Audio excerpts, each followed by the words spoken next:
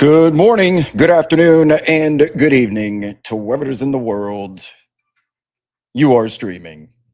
Here on Twitter, as well as those of you on YouTube, doing something a little bit different now that the Knicks are a standalone game with no other concurrent games being played in the association. We are going to combine the Knicks post-game thoughts into Late Night with Wob. We'll do it live. Bill Riley once said, we'll do it live. And that's what I plan on doing. So the first 10 minutes or so of this stream is going to be the Knicks thoughts.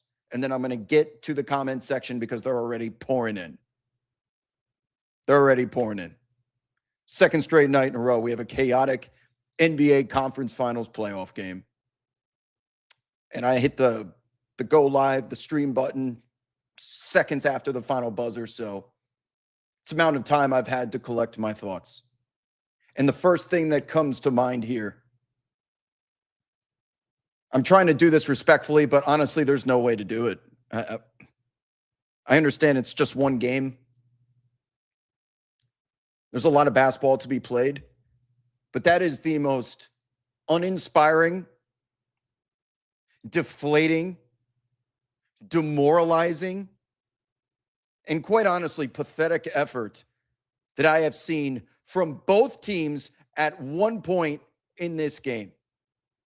It was the first and the fourth quarter for the Cavs. It was the second and the third quarter for the Knicks. There was absolutely no reason. Anyone that's been watching Knicks games this year knows. They look like that occasionally. They sure looked like a team that did not have, or that has had 8 full days off since they last played basketball. They looked like a team that had 8 days off. They looked like a team that had so many days off, they could have gone to Cancun for vacation and come back to the United States to get ready for the Cavs. Yes, they took an early lead, but in that, those second and third quarters were reminiscent of the performances that caused this team to have multiple players-only meetings around Christmas, MLK Day, Valentine's Day, when the Knicks were losing games that they shouldn't. You can identify using your eye test as a mainstream sports fan or a diehard Knicks fan or somewhere in between, that these efforts were the simple explanation as to why the New York Knicks were not living up to expectation. Those second and third quarters, Jekyll and Hyde when it comes to defensive effort specifically. Sam Merrill getting wide open, Evan Mobley in the corner, the Knicks not closing out, miscommunication. Then it gets contagious. The Garden is dead. And for the Cavs to lose that game, this probably being the one time that you were going to get the Knicks looking like that. Guilty once again of treating their opponents disrespectfully, that we'll just turn it on late because we know we're better, and we'll just snap our fingers and think we can come back at the very end. They did it against bad teams in the regular season, but you were hoping, if you were a Knicks fan, as they closed it out and faced the Atlanta Hawks, that mentality and mindset would change. And it certainly did when they were blowing out teams like the Chicago Bulls by 40-something points in the Garden right before the end of the regular season. This game was on a silver platter for the Cleveland Cavaliers. And I just watched a team let's start defensively. Because Donovan Mitchell not touching the ball on offense is a whole nother story.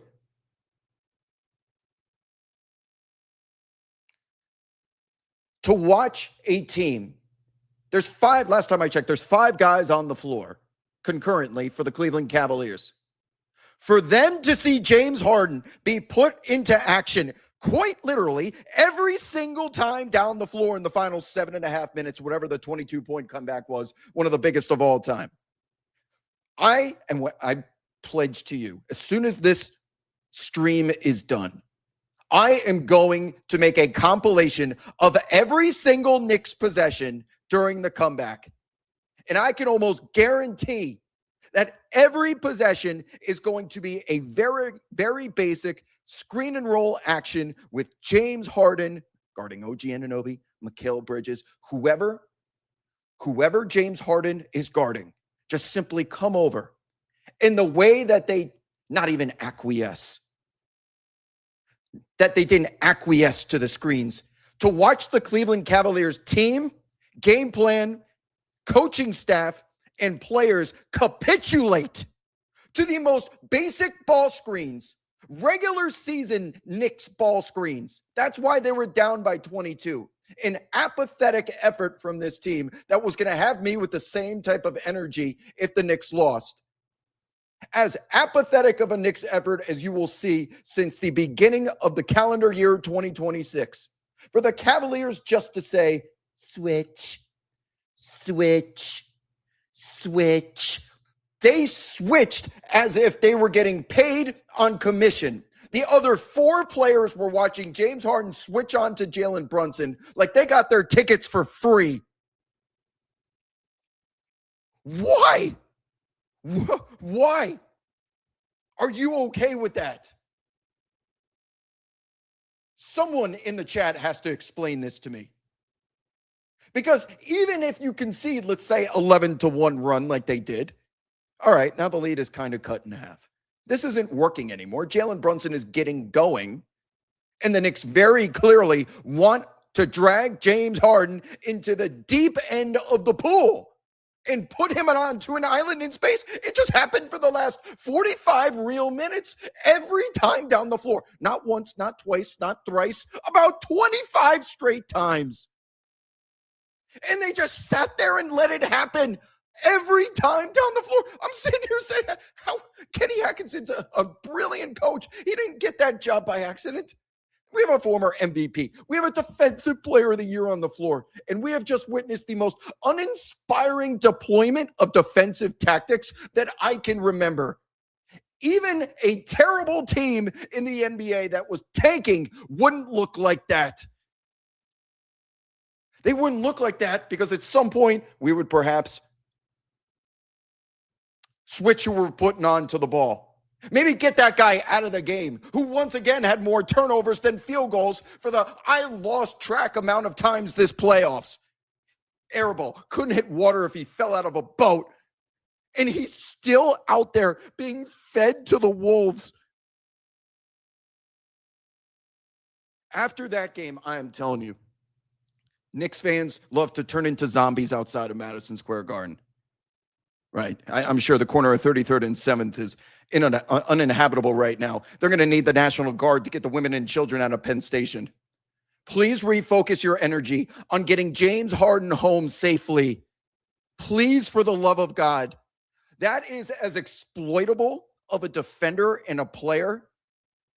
And I feel quite honestly blessed that a team that I support gets that as their opponent. What James Harden has done throughout his career can never be taken away from him. MVP, one of the greatest innovators and creators offensively in a regular season in NBA history. Regular season, emphasis on regular season. Can never take any of that away. It has earned him his own shoe with Adidas, gazillions of dollars, world fame, and a life that all of us would aspire to have. Congratulations, because it is well earned. But what you have become is quite simply a detriment, not just to this franchise, but the city of Cleveland. Cavs fans should feel equally as fortunate that his contract is only partially guaranteed next year. That was pathetic. And it's not just his fault, by the way, because they let him keep getting destroyed and annihilated and embarrassed. They let him at any point during that comeback, which was between 25 and 30 real minutes, they could have deployed something different. Could put Max Strus out there with Sam Merrill taking Harden off the floor. You have other options. Dennis Schroeder. Where the fuck is Keon Ellis? Is he healthy? Is he still on the team, or am I crazy? I am embarrassed for you, and I'm rooting for the team that won. I am embarrassed if you are a Cavs fan that you could stand there and watch your team bash their head against the wall in historic fashion.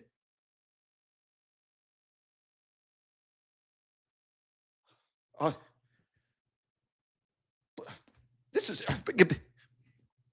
I got to collect my thoughts.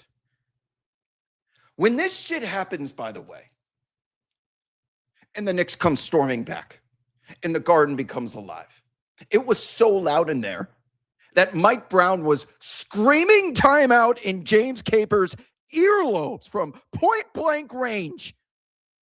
Timeout at the end of regulation. Timeout. He's halfway onto the floor and he can't hear him. When the magnitude of the moment is pulling at the fabric of everything that you have built, that's when your star power has to take over, especially on the road. And for them, once again, to voluntarily choose that we are going to let James Harden initiate our offense was reminiscent of what happened in those 3 games against the Toronto Raptors that they lost, where Donovan Mitchell becomes a fucking gargoyle in the corner, uninvolved. I'm fucking speechless. I didn't tweet for 25 minutes. Not because if the Knicks lose this game, I would have been the most apathetic in the world, knowing that effort would not be replicated. And if you got the playoff Knicks, this series is a blatant and obvious mismatch. That you can stand there and let this happen. That Donovan Mitchell reverts back to what got them into trouble against Toronto in the first place, where Evan Mobley was finishing games with more 3-pointers than 2s, and Donovan Mitchell's in the other corner as a catch and shoot guy.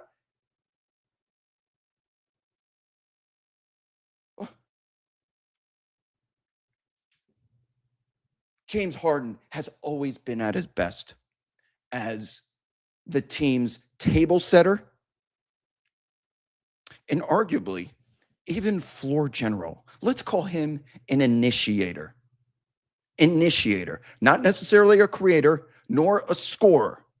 Kevin Durant and Kyrie Irving told us this when they played on Brooklyn together. They nominated James Harden to be the point guard, the guy that they want setting them up, because that's what he does. He sets tables. But you have to walk this fine line with him. And if it's one end of the extreme or the other, where he scores too much or he's too passive, it always comes crashing down like a house of cards in the wind. And to have that Cavs team that found so much success in relocating Sam Merrill, Evan Mobley, and Jared Allen crashing the glass. Those were all the result of someone dribble penetrating, getting downhill, and getting a very lackadaisical, lackluster, apathetic, pathetic Knicks defense tonight, which it was for the second and third quarter in the beginning of the fourth, to let them off the hook like that because you go into dribble mode and it starts to skew too much on hero ball isolation where Donovan Mitchell doesn't even get touches down the stretch. Was he even sweating walking into the locker room when they showed him after the final buzzer? The choices that they made is not the result of we just had a bad night. Those results were from a flawed process. And why a team with that man on it will never, and I mean never, hoist the Larry O'Brien trophy when he's getting usage like he did. That man will give you 2, maybe 3 games. And oh, by the way, just because they won does not give him a free pass after that turd that he defecated all over the floor in a Game 7 blowout win. The team won, but he most certainly did not. He's going to give you 2 or 3 decent games. But last time I checked, the NBA playoffs is 4 out of 7. And it is quite simply not sustainable when someone is that much of a liability defensively and on the ball. Now, you would hope if you're the Cavs, they're going to watch this and say, We were just embarrassed historically, which you were. The problem is when you get embarrassed, historically embarrassed, you tend to overcorrect. Are we about to see them start sending a second man to Jalen Brunson the way that San Antonio was getting the ball out of Shai Gilgeous-Alexander's hands last night with 3 guys? Like the San Antonio Spurs did to Anthony Edwards? Like the Atlanta Hawks tried to do against Jalen Brunson? Like the Philadelphia 76ers tried to do against Jalen Brunson in games 3 and 4? The problem is the Knicks are prepared for that. And you better believe that they're going to anticipate a home run swing type of change, wholesale changes to what we just watched. Because a very basic switching philosophy and mentality is maybe acceptable if you have 5 elite swingmen on your team. If you're Oklahoma City or San Antonio, when they go small, they'll switch Case and Wallace and Alex Caruso because you're not losing anything. J-Dub, Lou Dort, Steph Castle, Vassell. There's just demons and hyenas all over the place. But when you have a somewhat decent guy or decent defender that can stay in front of their assignment, a Sam Merrill or a Max Strus, albeit undersized, and they just say, switch, the faintest of switch. And then it's just James Harden out there by himself with a former defensive player of the year, standing with a bucket of popcorn, watching this all go down. That is one of the least innovative defensive efforts that I have ever seen, considering the circumstances and number of opportunities for them to remedy that and still get a victory. We're talking about 30 minutes of real time and a 22-point comeback that they could have called in a timeout, gotten him out of the game, or decided to start sending second guys at Jalen Brunson.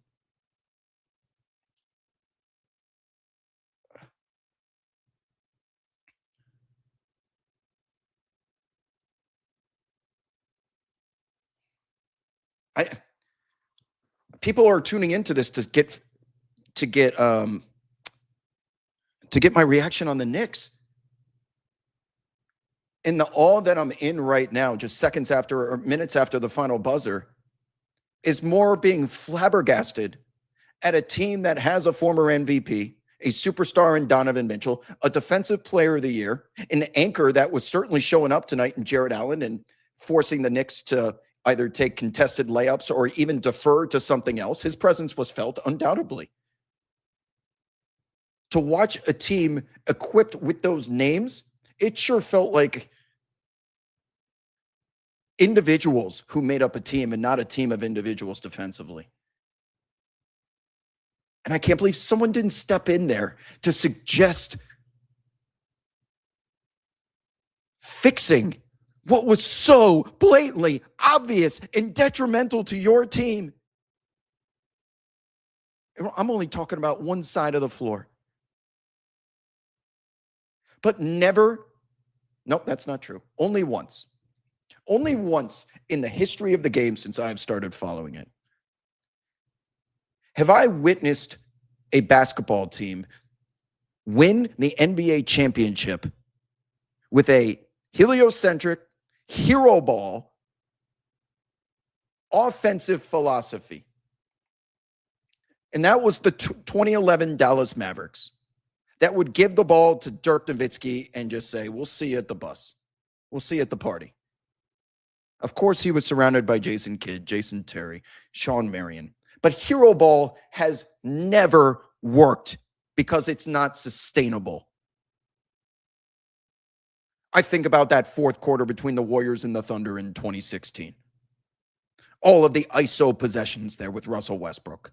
Even Kevin Durant. The lack of originality. I think of Kevin Durant this year with the Houston Rockets. Someone as brilliant and gifted as Kevin Durant,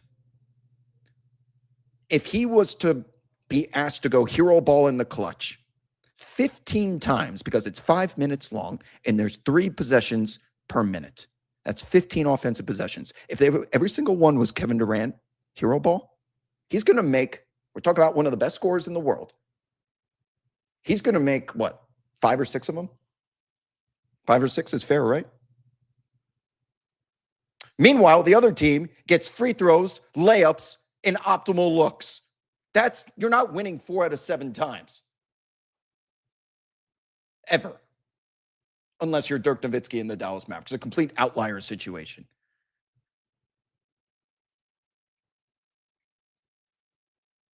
To watch that Cavs offense try and bleed clock like you're a football team that's doing math on the fly.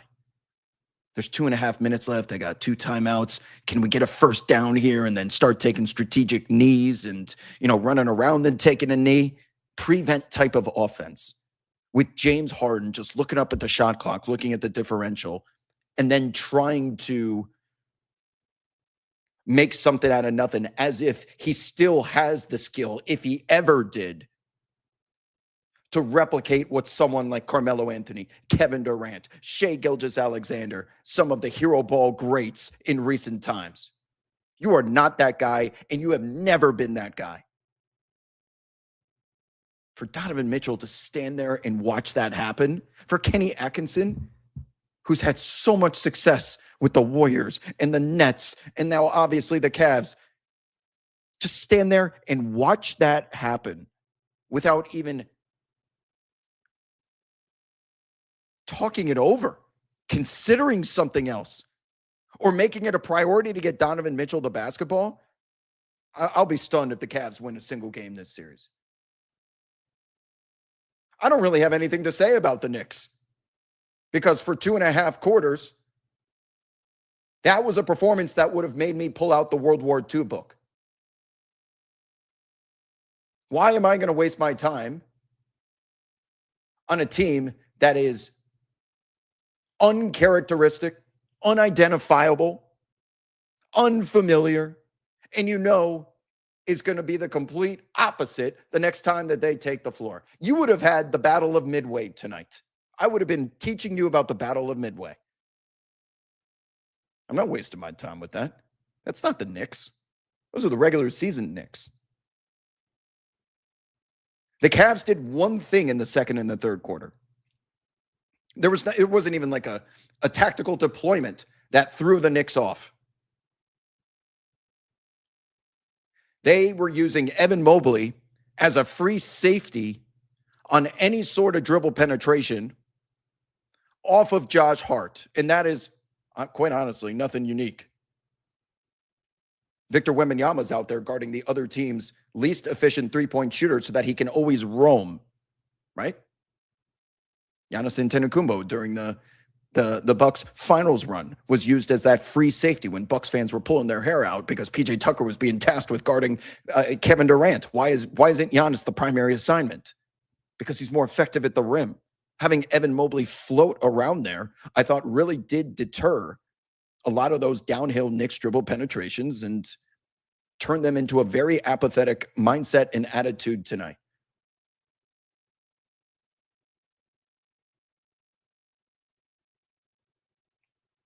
Which is just what's so stunning.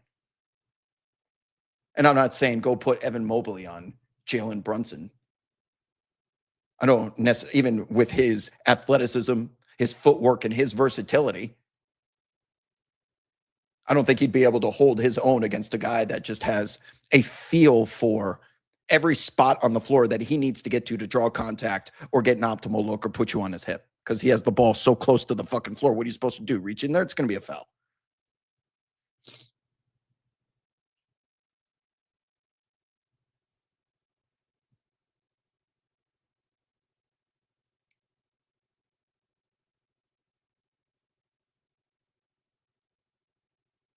Mikal Bridges threes out of the corner. Landry Shamet. How about Mike Breen going with it's Bedlam in the Garden twice? That call was made most famous by the Obi Toppin alley-oop against the Atlanta Hawks when the NBA started allowing fans back into the buildings. It's Bedlam here at the Garden. He dropped it not once, but twice tonight. Nice little touch there from a guy who has to remain objective because he's not on MSG Network, but on ESPN. I don't know how I got so lucky to root for a team that gets to play against James Harden, man. This is like, I feel like I'm cheating I feel like I'm cheating. I feel like I have the answers to the test, or I have a Scantron sheet. Do you kids still use Scantrons? The Scantron's already filled out.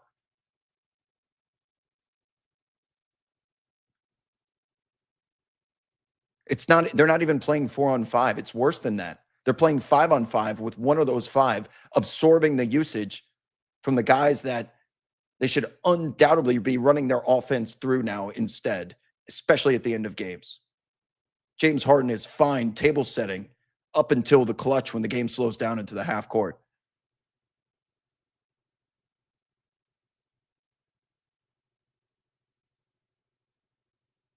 Now that we've given it 26 minutes, that must hopefully mean that the advanced box score is out.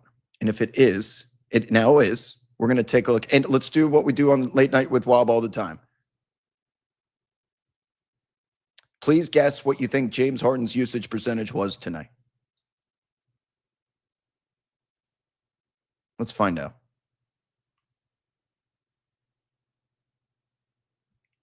What do you think Donovan Mitchell's usage percentage was tonight? 28, 32 in the chat. 26. Okay. 25.8. Donovan Mitchell, 28.7. Not a single starter in the 30s.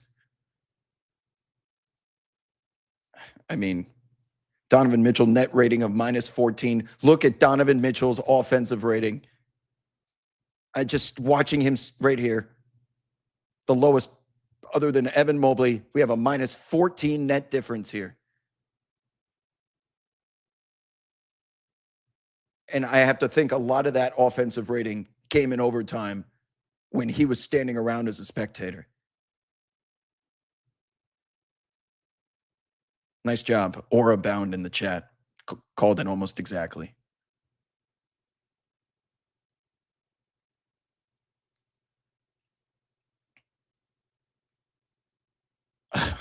Guys, like Mitchell, they couldn't even take advantage of the game that Mitchell Robinson, who emasculated this franchise 2 years ago, 3 years ago in that first round series, emasculated them, was completely ineffective tonight. He was getting hack-a-mitched. He was played off the floor. And Evan Mobley did not finish the game with 2 rebounds again. I'll tell you that much. Kaizen in the YouTube chat says, James Harden was the screener defender on 21 on-ball picks in the fourth quarter and overtime alone. Thank you, Kaizen. 21 times he was put into screening action. And I have to think that he didn't even play the entire fourth with that lead. Let's go find out when he actually checked back into the game. Okay, he's in at the start. Did he ever come out?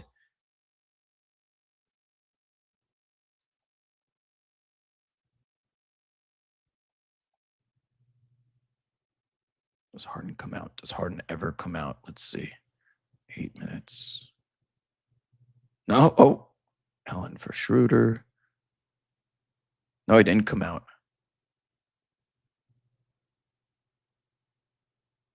God, they didn't even go offense defense with him at all down the stretch. Yeah, that's guys. This I like Kenny too. Kenny has always been good to me with his time. When we went to Cleveland for training camp last year, Antonio and I, we spent time with Kenny. He is professional. And all that I'm talking about today is nothing personal. It's just business. But what the Knicks just did to Harden is nothing short of coaching malpractice, like the chat is screaming at me right now. Because you could have very easily turned off the faucet when the Knicks are storming back. It's not as if you're running a 5-6 man rotation. You got guys you can go to.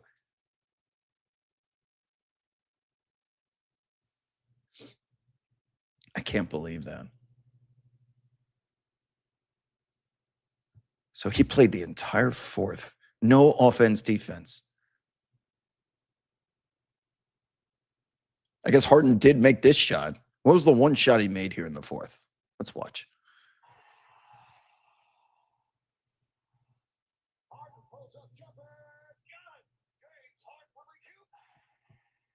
So he's got Brunson on an island.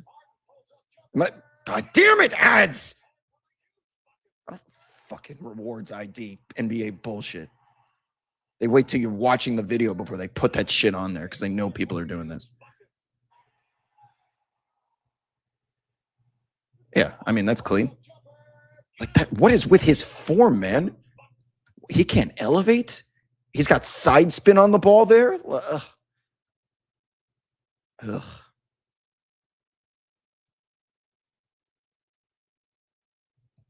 Someone in the chat just said, we had no business winning this game. And I assume that's a fellow Knicks fan. No, we did, though. Because you've heard me say a million times, what is dead may never die. And there's no team that has faced the adversity, faced the same amount of basketball adversity that the Knicks have. They have seen every single type of deficit, every single type of injury these past couple of years, because it's now, what, year 3 of the core really playing together? They have been through the peaks and the valleys and everywhere in between. There is not a single basketball scenario that they're not prepared for. While they are certainly guilty of being apathetic, which they certainly were tonight. That looked like a regular season game, guys. It was almost to the point that some of you probably turned the game off. It was so boring, and I wouldn't have blamed you.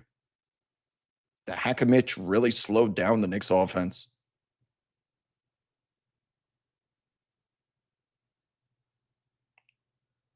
The other defensive tactic that I thought was working at the start of the game for them was they were putting some of their perimeter defenders, the Cleveland Cavaliers, on Karl Anthony Towns. Now, the secret's out now. It went from what the hell is going on with Cat? Why isn't he getting any shots up? To him now being the nucleus of the Knicks offense and everybody working off of his gravity. He is the one making the decision on where that entry pass goes, which item from the menu is chosen for what's next. It's not Brunson. It's not Mikal. It's not Josh Hart. It's Karl Anthony Towns, who is this team's floor general and has been for the entirety of the playoffs, or at least since the Knicks went down 2-1 against the Hawks. Everything operates through him now.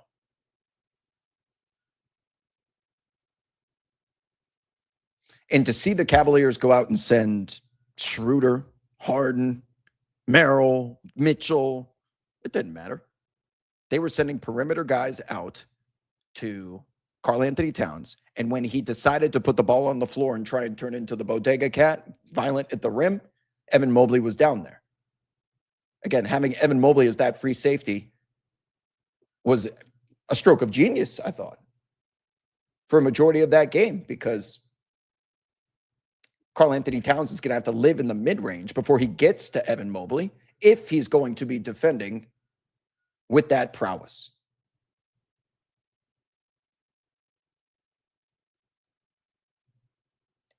It wasn't that they got away from it either.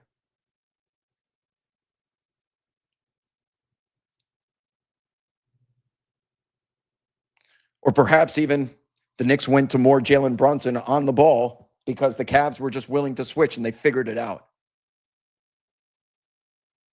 But what the Cavs did to hold the Knicks to, how many points did they have after 3 quarters? Like 60-something? For that just to dissipate completely was stunning. And again, it wasn't a tactic that the Knicks haven't seen before, but it certainly threw a wrench into the system. It caused that apathy to be contagious. And they should have lost this game 100 times out of 100. That Knicks team all year just punts and says, we'll see you tomorrow. Knicks fans, how many times have we seen that effort from this team this season? Then they show up the next night on the second leg of a back-to-back and just wipe the floor with whomever it is. 1 seed, 15 seed. The Knicks go out there and they're just fucking nuclear. Because that's what they do. And they probably would have done the same in game 2 because we know what they're capable of. But there is no such thing as a safe lead in the NBA, and certainly against this team, and especially in that building. So, as much as I want to give the Knicks credit for completing one of the biggest comebacks, if not the biggest comeback of all time, considering how many minutes were left in the fourth, 22 points, 7.5, I think was the official timestamp. I haven't looked yet.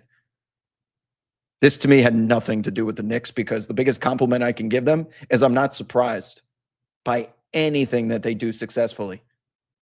They have too much camaraderie and chemistry built over the years. They have too much talent, and they have figured out how to make everyone happy and make it work. The assembly line has every station covered.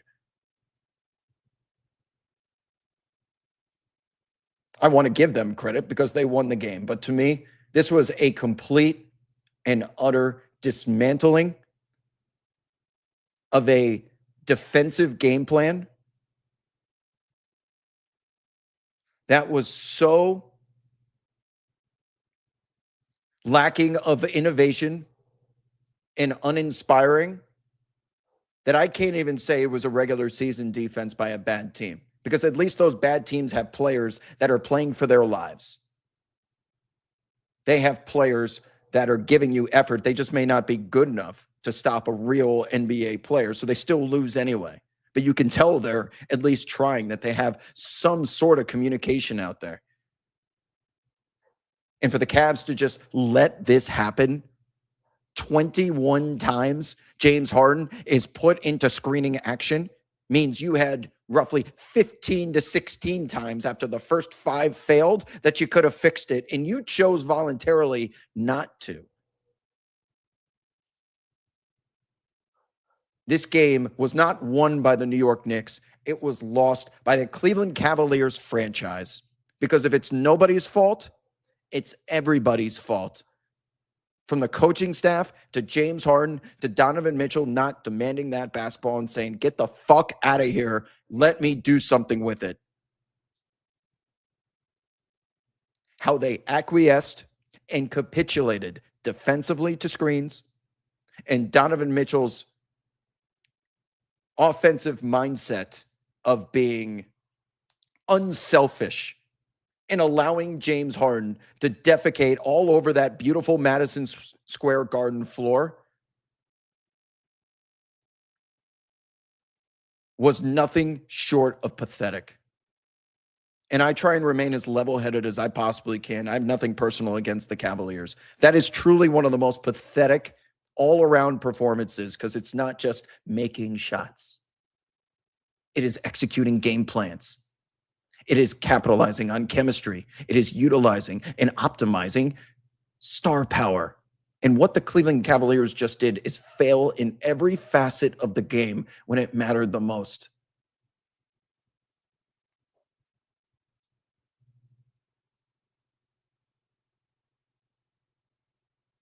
Chat's saying that Donovan Mitchell disappeared completely by choice. Possibly. Maybe even arguably so. Yeah. But if they keep going to the well of James Harden, all they're going to come out with is air. Quite literally and figuratively. Thank you to Kaizen in the YouTube chat. Not only delivered that stat earlier, is now listening to the post-game press conference where Mike Brown said, quote, "It was no secret we were attacking Harden." Attack Harden. Like, sometimes basketball is just that simple, people. I could argue the Pistons ran out of gas and they ran out of talent because they just don't have enough offensively against Cleveland. I don't think you need to overthink this. The New York Knicks recognized that the Cavs were okay with switching 21 fucking times. 21 times in the fourth quarter and overtime. And the ones that didn't, by the way, were probably all just fast breaks. I can't wait to put this compilation together. It's going to take me all night, but I don't fucking care. That they stood there and watched him get put into action time after time after time. And Mike Brown to be like, it's the playoffs, by the way. Coaches never reveal. They give you the most politically correct answers ever because they don't want to give away any information. They don't want to have any bulletin board material for the other team that's now down and looking for a reason to fight back. And Mike Brown's like, listen, all we did was attack Harden. It's pretty obvious. No shit. You guys ever seen the movie The Water Boy? I love making this movie analogy. Adam Sandler movie, SCLSU Mud Dogs, Bobby Boucher. The final 10 to 15 minutes, the Mud Dogs need the football back. Onside kick.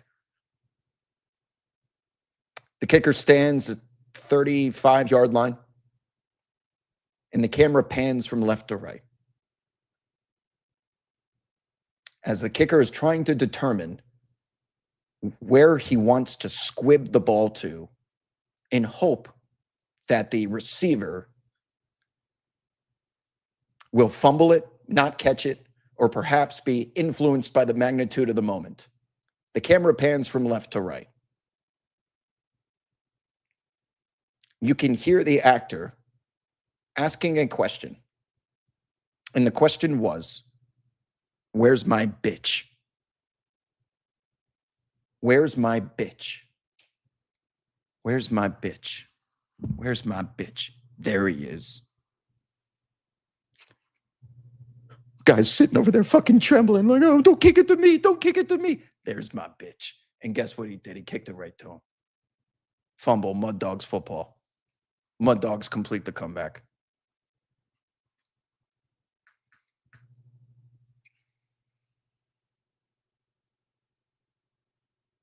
I felt like I just watched the Where's My Bitch, but in real life in the NBA.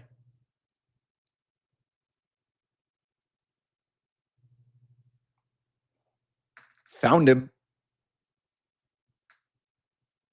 The Knicks found James Harden tonight.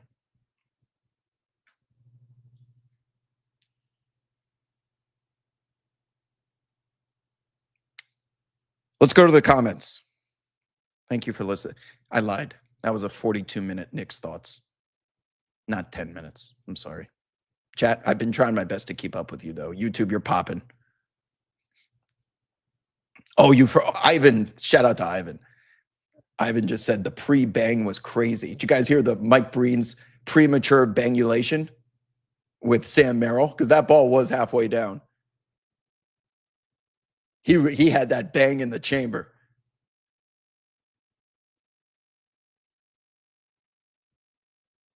Yes. A redacted bang. Chat's calling it the redacted bang.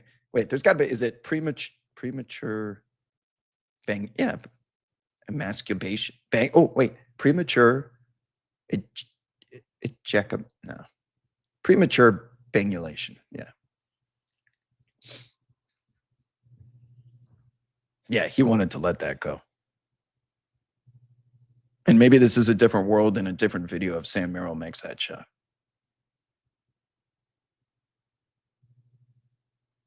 User Heron in the chat says there was a particular play in overtime where they were hunting Harden and it felt like they were finally going to trap. And then they just let Brunson get back into a one-on-one with Harden.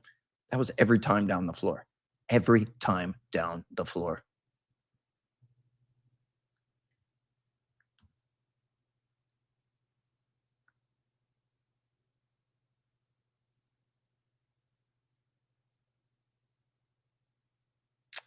Hey, what's up, man? I forget how to pronounce your last name. H. Tahirovic.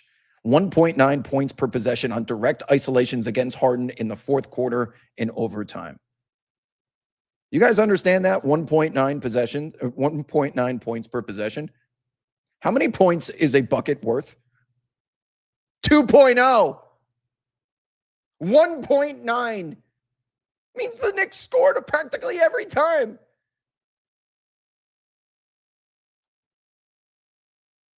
Every time. So whose fault is it? Is it Harden for being that much of a liability defensively? Or is it the coaching staff for watching it 21 times?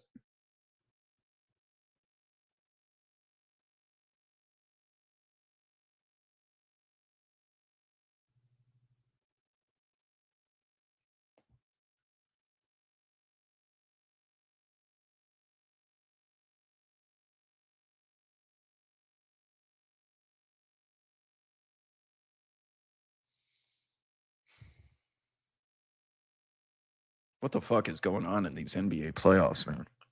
What is in the water right now? As much as you want, I wasn't going to turn the game off, but like a mainstream sports fan, do they know what just happened here? Why would you watch that fourth quarter? That game was terrible. Terrible until 7 minutes left in the fourth, especially compared to last night. Why would anyone be watching that?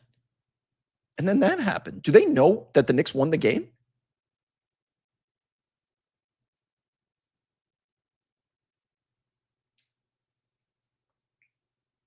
There's got to be someone out there.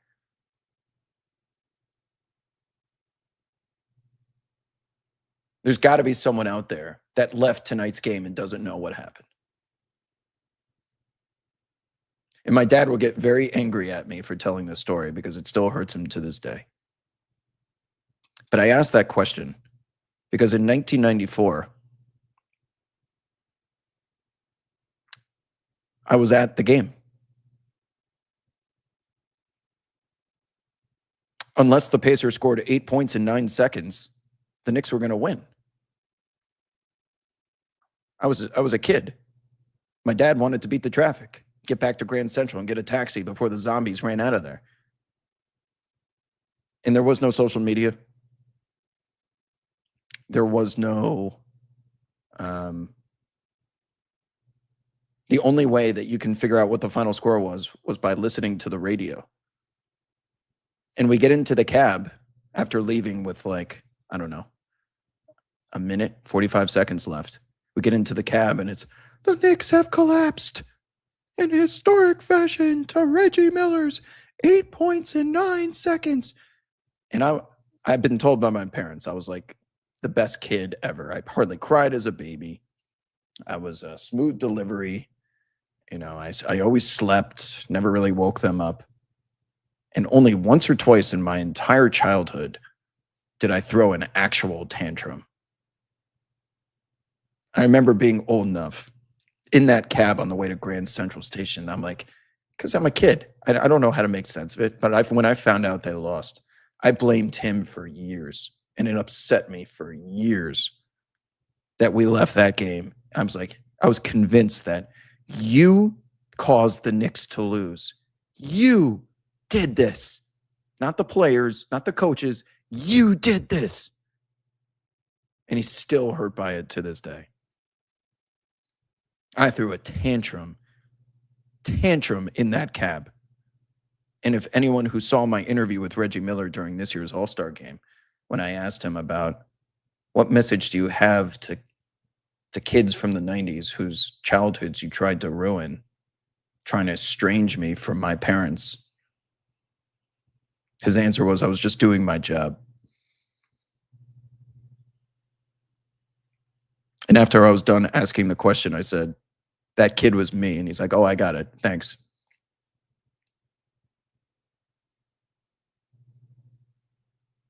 Somebody out there may have experienced something similar tonight, but you missed the euphoria of a historic Knicks comeback victory, not a loss.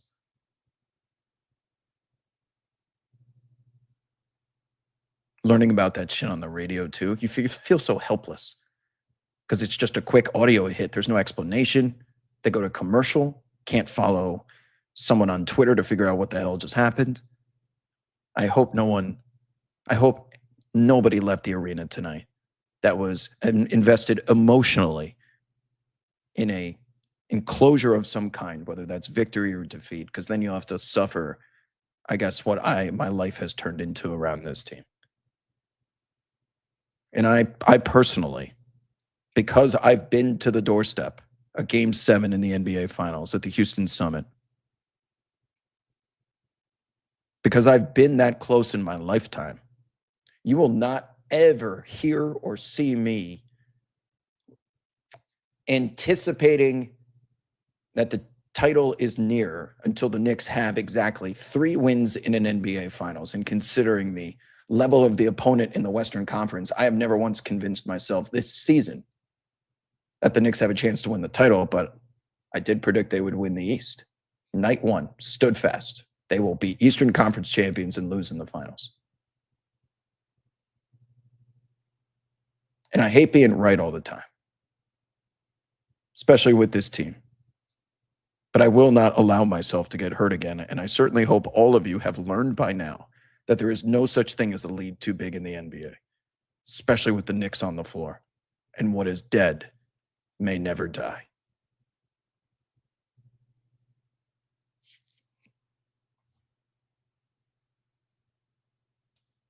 What do you got for me, Joe?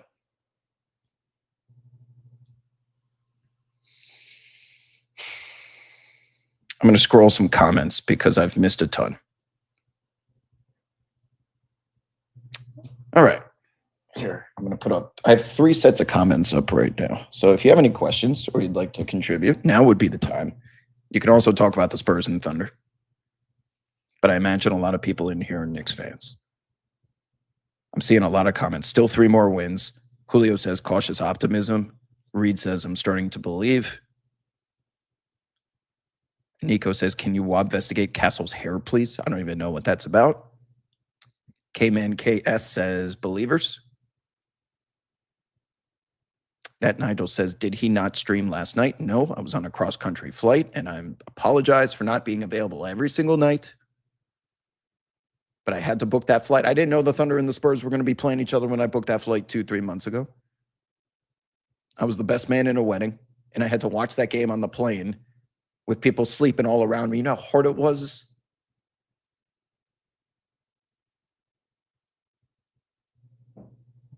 Josh Hart moment of the game. How about all of those layups in the first quarter where he was just finishing over Jared Allen and Evan Mobley like there was nothing? That guy's elite finisher at the rim. Not Dylan Harper elite, not Kyrie Irving elite, but damn close. Tough finishes. Ivan asks, why am I not at these games? I was just there. I just walked by Madison Square Garden going to Penn Station this time yesterday. I will not be going to another Knicks game until they have 3 wins in the finals. And then I will go to every single game after that, as long as it takes, till I have closure.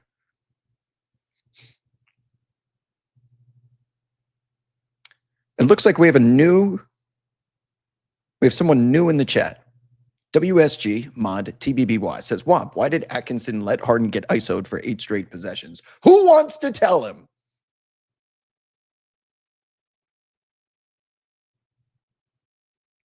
Jish is correct. When Shamit had his little Kawhi Leonard moment with the ball bouncing around the rim, Knicks were coming back.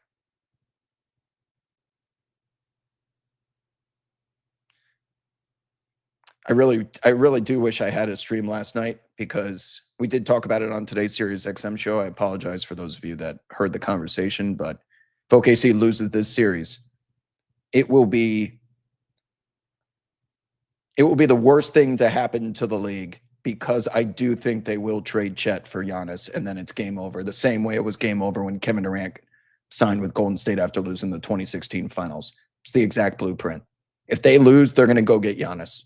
And they have the best package by far. They got 3 first-round picks. They could put in Chet. They can put in J-Dub. Could snap their fingers and have Giannis if they truly wanted him. And then you have Giannis in OKC for the next 5 years, and then it's over. It'll be fun against San Antonio, but it's over if they have Giannis.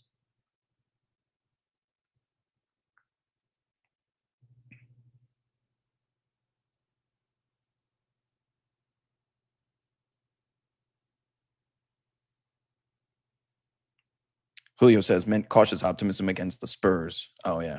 Yeah, first of all, the Spurs have won the battle. Gettysburg started at the Devil's Den. It ended at Pickett's Charge. It ended at the Round Tops. There's many battles to go before we get to Cemetery Hill. How about that? Little Gettysburg history for your ass. What were my overarching thoughts on last night's game?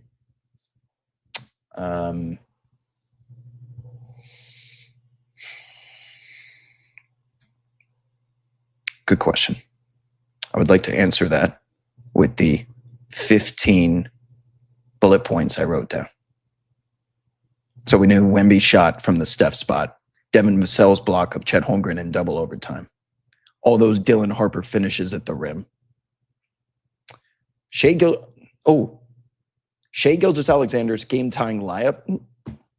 Shai Gilgeous-Alexander's game-tying layup at the end of regulation, I thought was a brilliant decision by Victor Wembanyama to not leave Chet Holmgren in the opposite corner. Wemby could have very easily come over and prevented that Iverson cut from resulting in a layup. But Wemby stayed home and let him get to the rim. If he leaves and goes to Shai, and Shai throws a frozen rope to the corner, that Chet Holmgren three, while it's not Shai getting up a game-winning shot, that does beat you. It does beat you. And Wemby decided, we think that we're better. We're willing to go to overtime and play 5 more minutes. I'm going to stay at home and prevent that from happening, because at the very worst, you tie the game. We get an opportunity to win it in the final second, which they did. It required Cason Wallace first stripping him, then Alex Caruso stripping him, and then a Chet Holmgren block. You guys ever seen Starship Troopers, where it takes like 50 dudes shooting machine guns to take down one little alien like bug? That's pretty much what it takes to stop Victor Wembanyama from getting an open look or a decent look in the paint, because just a couple of seconds prior, he drop-stepped and went to the fadeaway J to take the lead.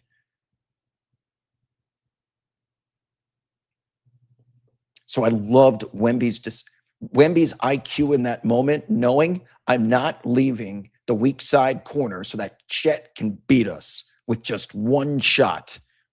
Instead, let's go to OT. And oh, by the way, the butterfly effect last night. Chet Holmgren crashed the glass after J-Dub's pull-up miss, which was a mirror of Russell Westbrook's before the Steph Curry double bang. Chet Holmgren crashes the glass from the weak side corner. There was a lot of contact, and I mean a lot of contact with him going up. But he didn't get the whistle because he embellished it. But it could have very easily been a stoppage of play, and Wembanyama does not get out into the open floor and pull that 30-footer. If that whistle blows, we're having a completely different conversation today, because OKC would have won and held on in overtime.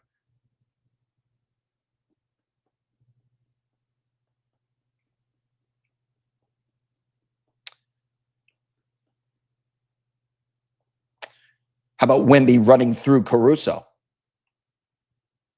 Send a message after getting pushed in the back by Naz Reid. That's not going to fly here. No, sir. Little playoff foul for your ass. Love that. And I also love when it's given back to Wemby too. When he sets a screen, give him a little pickup Venice Beach forearm as you're running by. That's playoff hoops, baby. I thought Shai Gilgeous-Alexander really pressed at the end of that game. Borderline selfish. And selfish has a negative connotation, and I'm trying to say it in a way that doesn't mean it was out of pocket, but it was borderline detrimental. It felt as though, because San Antonio was sending so many bodies his way, that he had to be a creator for others, that he never got going.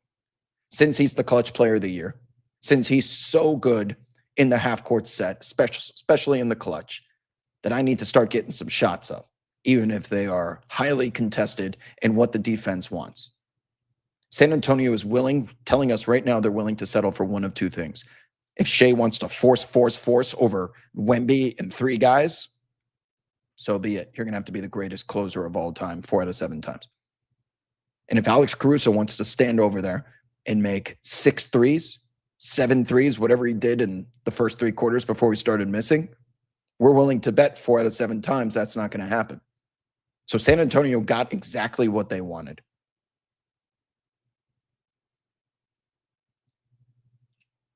I thought that J-Dub first half flurry with Wemby on the bench was special. J-Dub layup, J-Dub dunk, J-Dub put shot.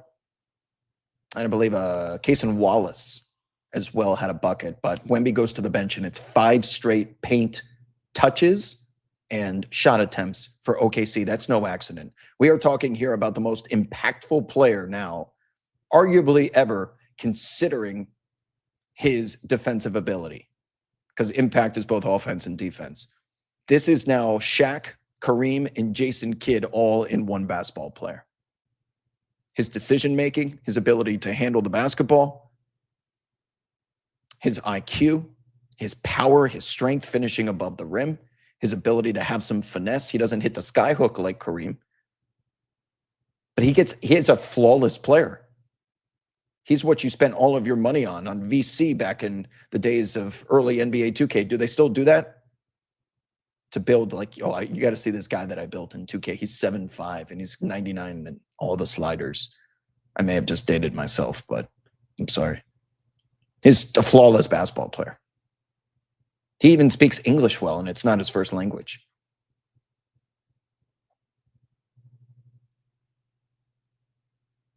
There was that play where they had a 3-on-1 OKC out in the open floor, 3-on-1. Julian Champagnie stripped J-Dub at the rim. Wemby swan dives as he's trailing the play and busting his ass back because he's behind it. Victor Wembanyama swan dives and lays out for a loose ball. And that's when Chet Holmgren ended up kicking it out of bounds. Your superstar face of the league, potential best player of all time, is doing that shit. All those little intangibles and dirty work plays. Alex Caruso knocking away that Steph Castle alley-oop ATO at the, I think it was the regulation buzzer.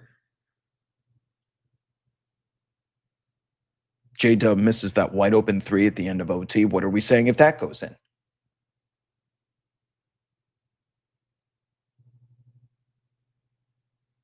And I remember thinking after it was like game 3, game 4 in the series against Denver, that if J-Dub did not show up anytime soon, his ass was going to get traded for Kevin Durant. I thought we might see a reunion with Kevin Durant and OKC, and he was the big swing that they were going to take. But J-Dub showed up, and they ended up winning that series. And that too may be a butterfly effect moment because they didn't make a drastic change to help bring in a win now player to complement or supplement Shai Gilgeous-Alexander with. More win now type of guy. So now they bring everyone back. They're running it back as defending champions. And if they end up losing this series to San Antonio, instead of Kevin Durant, it might end up being Giannis now. Because you weren't getting Giannis last offseason, but this could be the landing spot for Giannis. If San Antonio beats them, buyer beware. San Antonio defeating this team may cause OKC to ascend to a level for the next 5 years that would have never happened depending on the result of this series. Beat these guys with caution because you may win in the short term, but the long term, we're all fucked if OKC gets Giannis.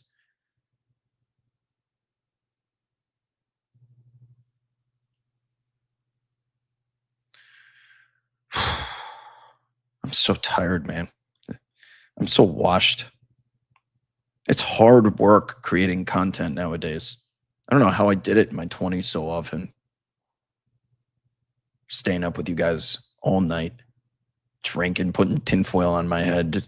It's a young man's game, this content business. I'm tired, and we're barely halfway through the postseason.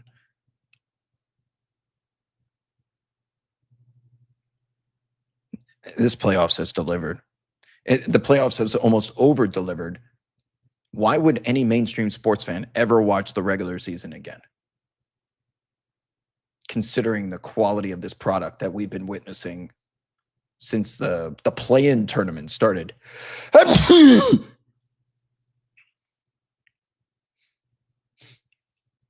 Bless me. Sorry.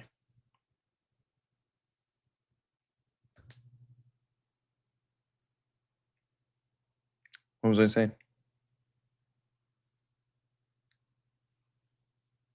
What's up, Coach Nick? I made you put tinfoil on your head? I'm sorry about that.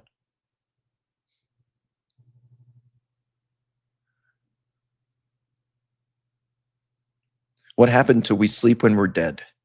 That was before I turned 38.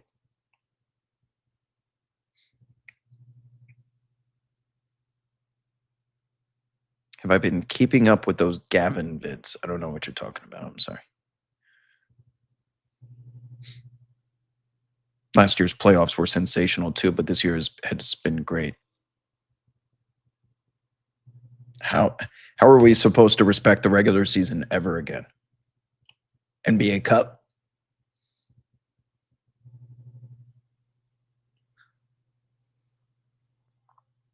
It's just a different sport. It's a different business. It's a different product. It's officiated differently. The referees tell you it's officiated differently.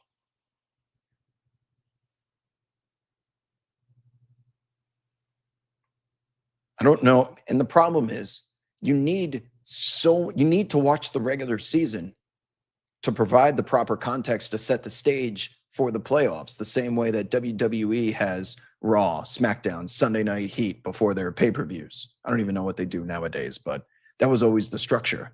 They don't just start WrestleMania and tell you what the main event's going to be that night. No, they get you hyped up for it at the Royal Rumble, and they start building the storyline and the narratives, and there's an anticipation of this massive match. And unfortunately, you do need to watch the regular season. Otherwise, how are you supposed to know the history of why Chet versus Wemby is such a thing?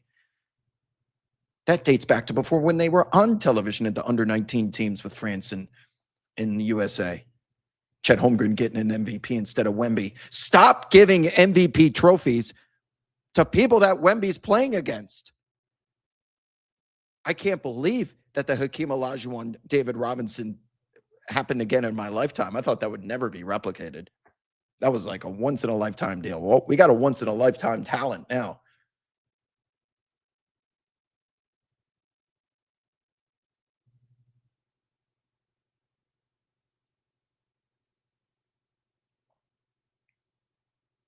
Great point from Brian in the chat. The fans can't take the regular season seriously again until the players and the teams do. And that applies to even the New York Knicks. Not that they were load managing. They were. I'm sorry. Let me retract. The degree of their load management still existed, but may not have been as drastic and obvious as some of the tanking teams. But there were certainly nights, many nights, in which what you saw from the Knicks in the second and the third quarter was like back-to-back games.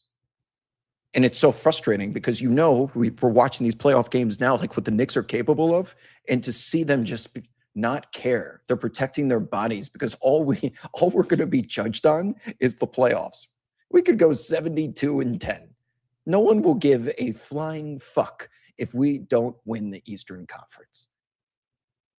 And unfortunately, the final exam is what does carry the most weight for people's jobs, people's contracts, what the fans value the most. So you get a team that rolls their eyes, like, do we really have to play in a back-to-back in Miami? And then they lose some game to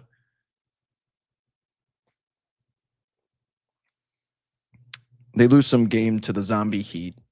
And all the fans get pissed off, like trade everyone for Giannis. Knicks Twitter was up, and there was weeks there, like trade Cat for Giannis. It's over. And like, oh my God. Not that I'm going to accuse anyone of being hyperbolic, because that would make me a hypocrite. But considering a knowledgeable Knicks fan is very cognizant of this team's potential and has shown us enough times that they can look like this in the fourth quarter and against the Hawks and the 76ers, why would you ever fix something that's not broken, considering it's not broken ever in the regular season if your guys are healthy? Not a team this experienced. Money can't buy time. It can prolong time, but it can't buy time. It also can't build chemistry. Because that requires time. Can't expedite time.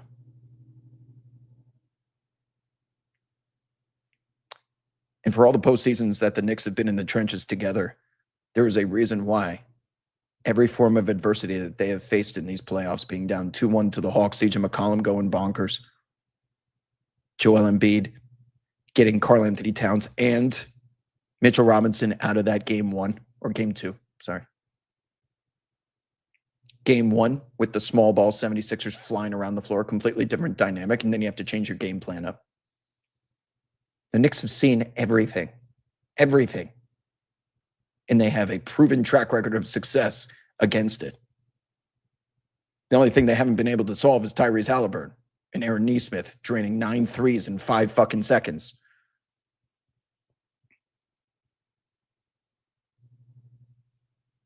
That's why the East is just, it's felt like a given all season long and inevitable. And I understand why fans of other teams didn't see it, because they are not spending the same amount of time watching this team as they are theirs. Same with the beat writers and national content creators. But I think it's been pretty obvious since the start. And then when you get blessed with the luck of getting to play James Harden,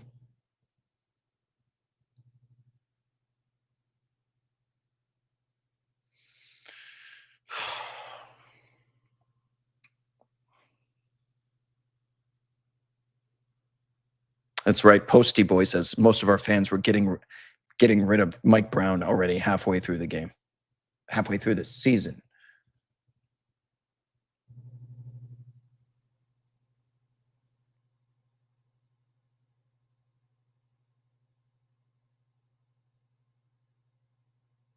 What's up, Habino? On the way back from MSG, were you able to survive whatever? What are the videos looking like from outside the arena tonight? Still got 22,000 people in here on Twitter. You guys going to let me go to sleep? I have to go make that James Harden compilation of the 21 times he was put into screen pick and roll action. Oh, it's only 9:17.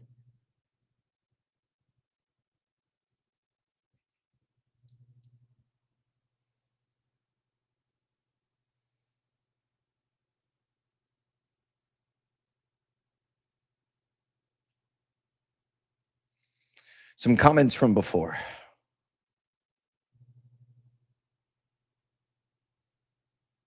Harden shot the Cavs out of the game.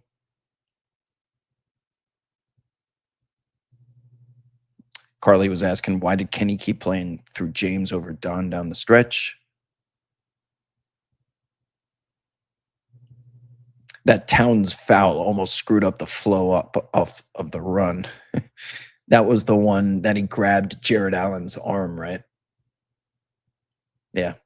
That's just, well, I can't blame Cat, man, because he's trying to gain a competitive advantage and they're letting a lot of that physicality go. But that one was pretty obvious.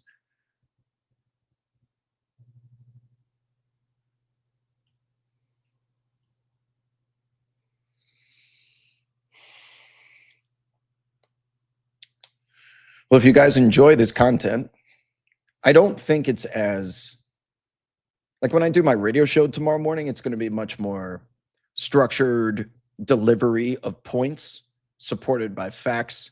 But why I find this particular show to be so intriguing is I hit the go live button as soon as the final buzzer sounds. I don't have stats in front of me. The coaches haven't even gotten to the post-game press conferences yet. And I'm trying to articulate points while balancing the emotion of what I just witnessed, which I find to be considerably more difficult versus having the time to prepare a statement or, a path in which you want to take a podcast. And I think it's that raw honesty, genuine authenticity that a certain audience wants. I do find myself struggling sometimes to keep the train on the tracks. And this isn't I'm looking for comments in the chat saying, no, this is great. This is great. If you've made it this far into the show, I will assume you feel that way. And I appreciate that. But these shows I find difficult to do because now that I've had an hour and 15 minutes, like would I make the James Harden bitch analogy from Waterboy an hour and 15 minutes later? Probably not, because I've calmed down a little bit. In a weird way, it's truth serum.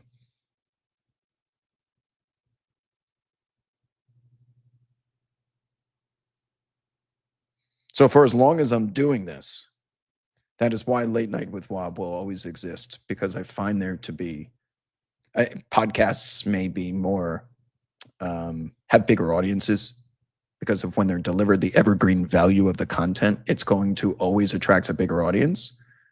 As more people are interested in consuming the content at their convenience. But I can't replicate the energy of watching a historic Knicks comeback in the final 7.5 minutes of a fourth quarter, coming back from 22 points if I wake up tomorrow. That's a good way to put it, Smiley Jogger. Stream of consciousness, I think, is why these streams still exist to this day, being the flagship show of this content network. Because I find them to be the most interesting and trying to make sense of what we just witnessed while having access to only limited resources, right? The advanced box score doesn't come out for like 20 minutes after the final buzzer. I still don't have, the quotes and everything. I have stats in front of me and stuff through like box scores, but unless I'm taking copious notes throughout the game as like a cheat sheet, these shows are always going to be that stream of consciousness, which you just referred to in the chat.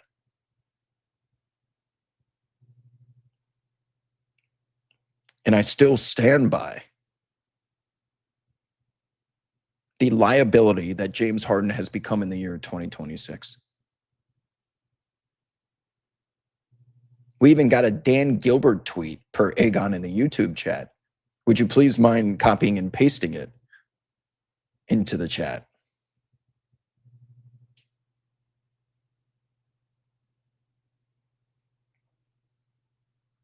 Well, also, yeah, Josiah, these late night shows, it's right now, it's 12:21 a.m. Eastern, which means it's 5:21 a.m. in England, 6:21 in Western Europe, 8:21 in the Middle East.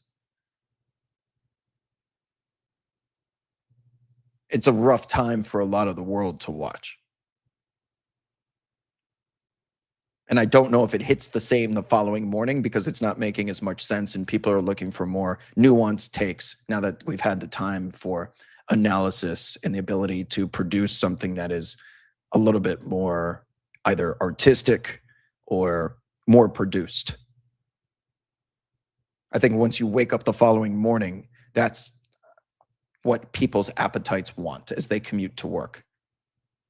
But I know we were all feeling a certain kind of way after that final buzzer tonight. And perhaps the show can be your muse for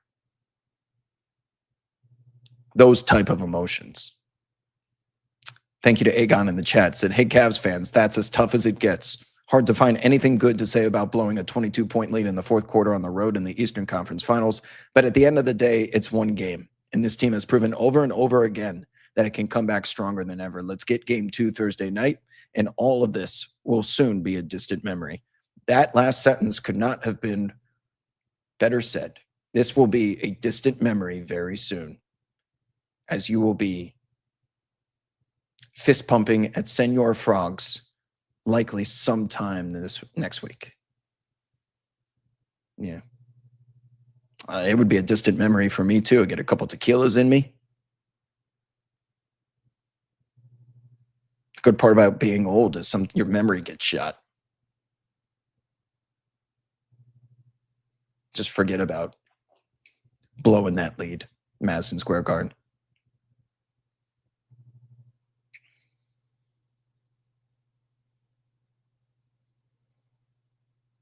(7:22 a.m. in Egypt, 7:22 p.m. in Saudi Arabia. Is that true? Oh, a.m. Okay, so Egypt and Saudi Arabia are at the same time. Yeah, I got people watching this from all over the world. Am I going to do a post-game vid? I just did one for an hour and 20 minutes. You just got to start at the beginning. Rewind to the first 47 minutes if you want the content.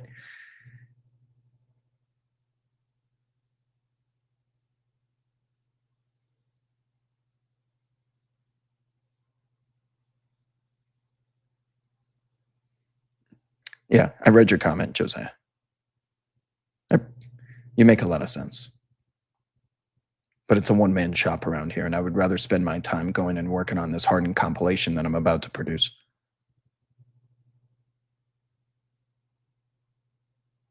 Keon Ellis is healthy, but hasn't played all postseason. Where the fuck is Keon Ellis? I think we might see some Keon Ellis after tonight.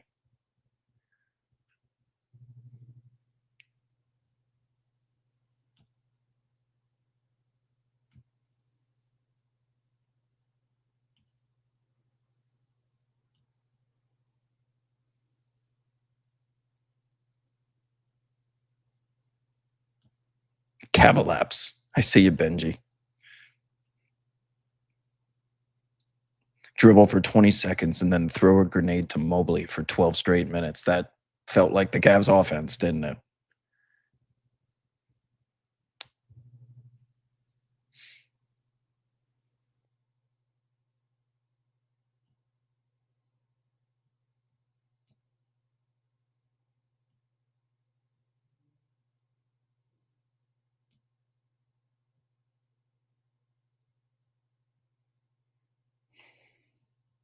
This man is flabbergasted. I wonder when that comment was delivered. That had to be in the vein coming out of the neck.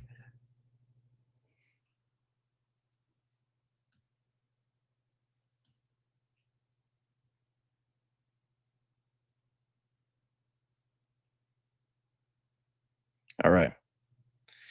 I'm going to call it because we are going to be back here tomorrow night. Game 2, Spurs Thunder.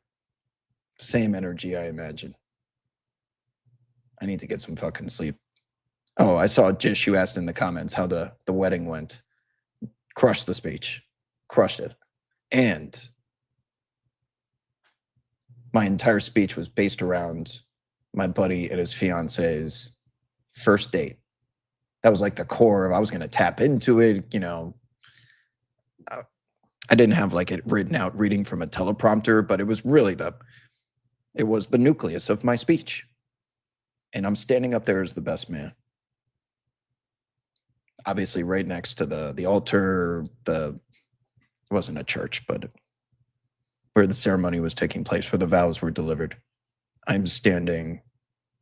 What's the guy's name in a wedding? That or not an orator. By the power vested in me. Can someone help my brain, please? Who's by the power, not a priest. What's that person called?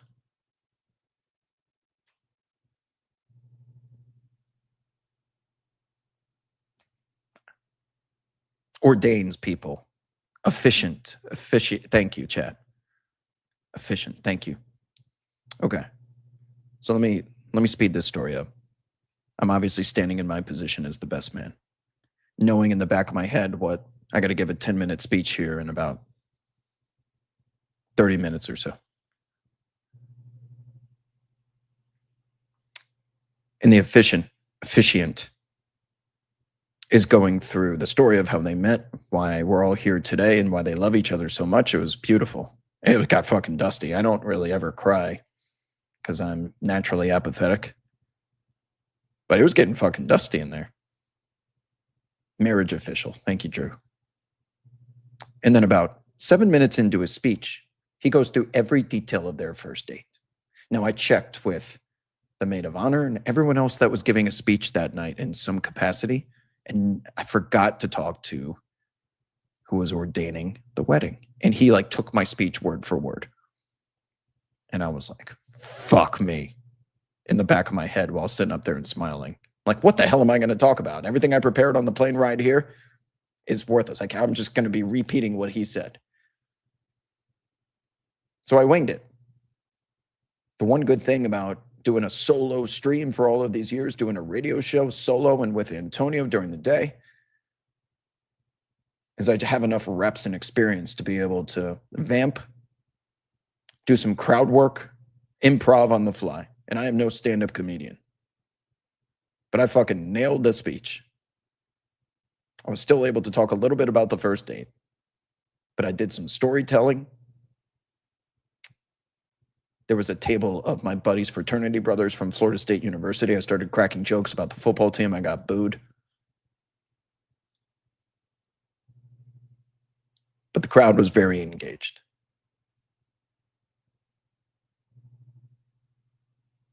And the feedback that I got was, did you practice that? Like, no, man. Like, I took a chair, I threw it out into the middle of the floor. I sat there, and I was being very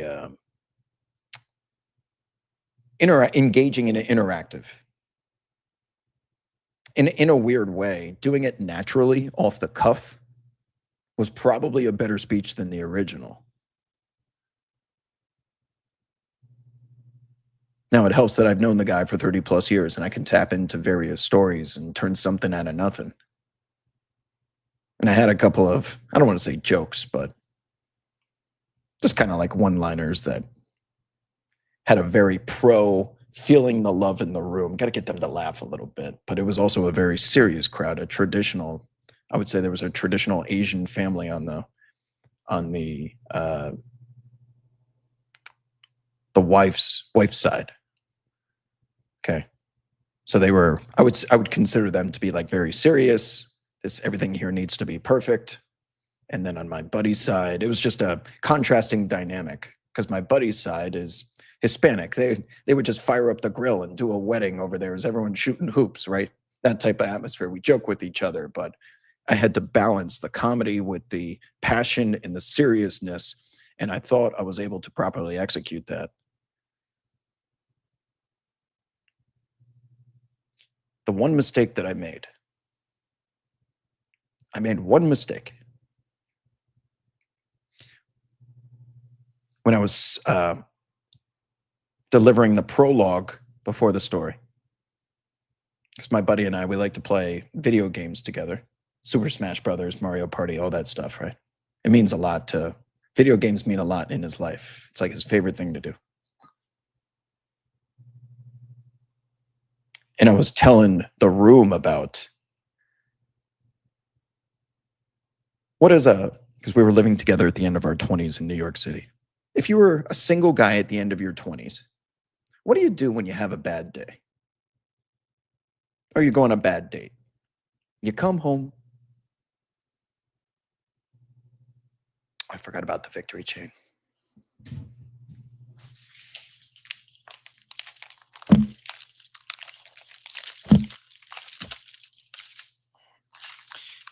You come home. You have a beer. You work out. You watch football. You go out to eat with friends. Right? Those are normal. I jerk off. I said that. But I did it in that same way, that cadence, like jerk off, all the above. I just tried to slip it in there and the whole room laughed. The problem is when I said jerk off, I looked right at the bride's parents who I just met that day. It's like jerk off. And they, of course, are very traditional, elderly, and, professional. It's like, hey, come home, watch some football, drink a beer, jerk off. I don't know. Right? Am I right? And when I went like this, I didn't know who was to my right. And it was the two like 80-year-old parents that were just like stone-faced. And I'm like, oh, I looked the wrong way. Yeah. So other than that, it went quite well. But it still landed, just not with them.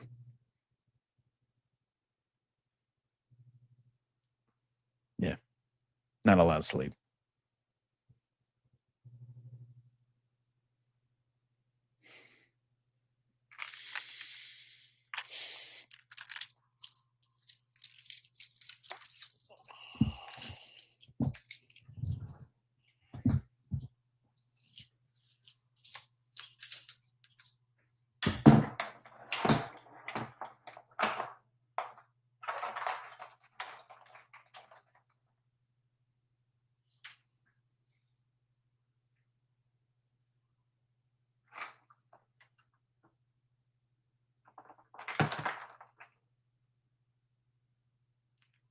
We'll deal with this later. I'm out of here.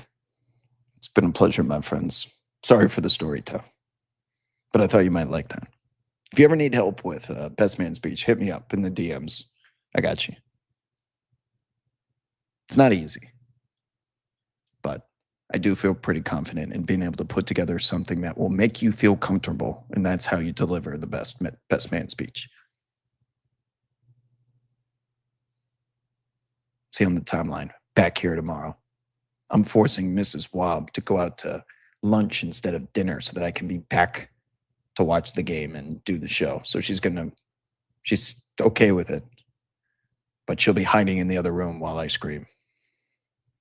So shout out to her for permitting me to be able to come back and run this back for a sequel tomorrow, Game 2, Western Conference Finals.